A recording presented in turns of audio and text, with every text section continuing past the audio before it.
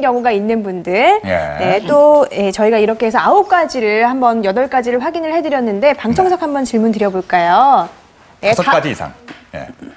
5가지 이상인데 5가지 정도는 아니고 한 3가지는 되는 것 같아요. 네, 저희가 알아보니까요 5가지 이상이면 위험군이고 8가지 이상이면 심각한 중독이라고 하시는데요. 자, 그러면 중독이라 그러니까 우리가 알고 가자고요. 탄수화물 중독 이런 분이 위험하다. 네, 자, 네.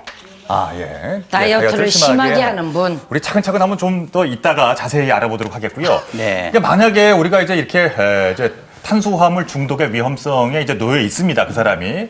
그럴 때 다른 질환으로 이환될 위험성 이걸 이제 알 수 있는 방법이 있을까요?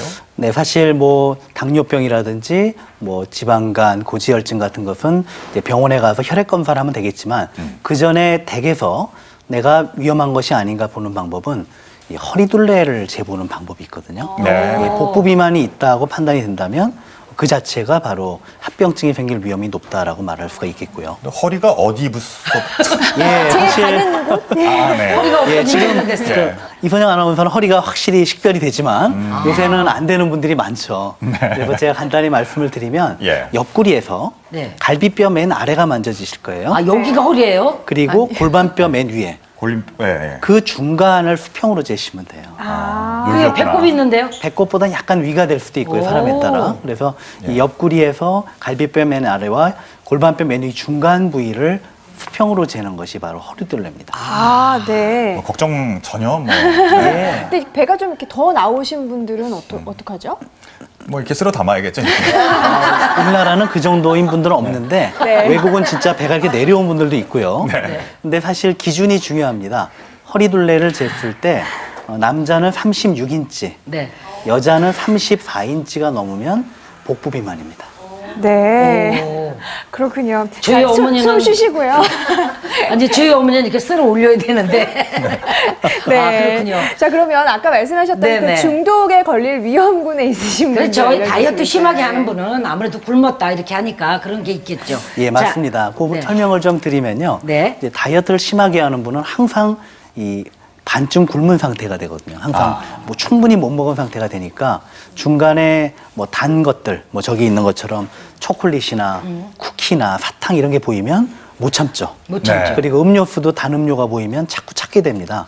그래서 오히려 탄수화물에 더 취약해지고 또 식사를 제한했을 때 오는 그런 불편함, 우울감이 단 걸 먹으면 잠깐 좋아지면서 행복해지거든요. 네. 그래서 더 이 탄수화물 중독에 취약할 수가 있습니다. 자, 그럼 두 번째요. 탄수화물 중독 이런 사람, 스트레스를 많이 받는 사람. 예, 스트레스를 받으면 단 게 더 땡기거든요.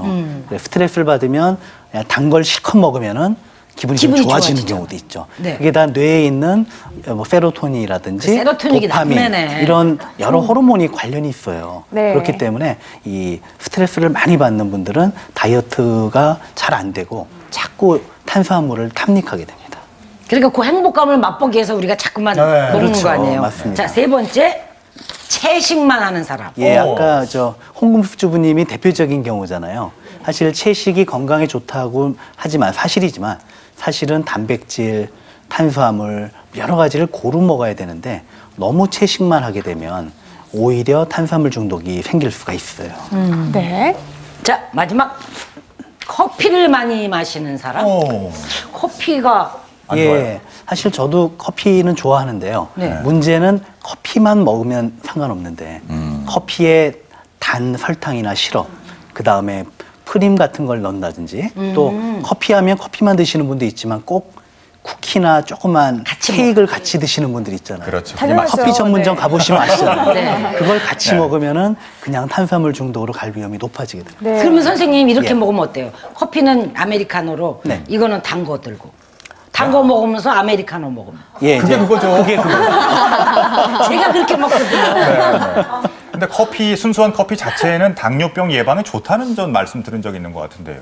네, 맞습니다. 이 카페인 자체는 예를 들어서 그 우리 몸에 있는 대사 효율을 좀 좋게 해서 뭐 다이어트에도 도움이 된다 이런 이야기도 있고요. 또 여기는 좀 상반됩니다. 어떤 경우에는 또 커피 자체가 당뇨병에 좋지 않다 뭐 이런 이야기도 있는데 중요한 거는 지금 우리 배현정 선생님 말씀하시듯이 이 커피 특히 이제 이 믹스 커피나 아니면은 달달한 커피를 마실